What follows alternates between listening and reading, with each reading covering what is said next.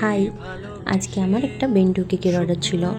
তো আমি একদম কেকে ফিনিশিং দিয়ে বেন্টো বক্সে কেকটা রেখে তারপর ফ্রিজে সেট হওয়ার জন্য রেখে দিয়েছিলাম।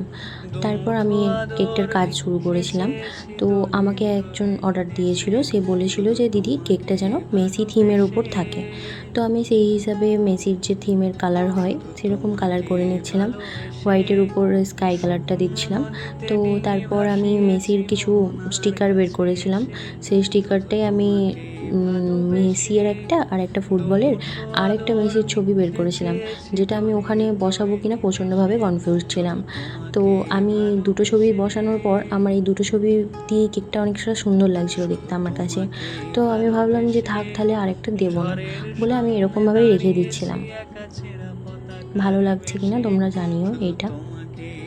তারপর আমার আর মন পোষালো না, আমি অবশেষে সেই ছবিটাও অ্যাড করে দিলাম। এই যে সাইডে দেখো ছবিটা দেওয়া আছে।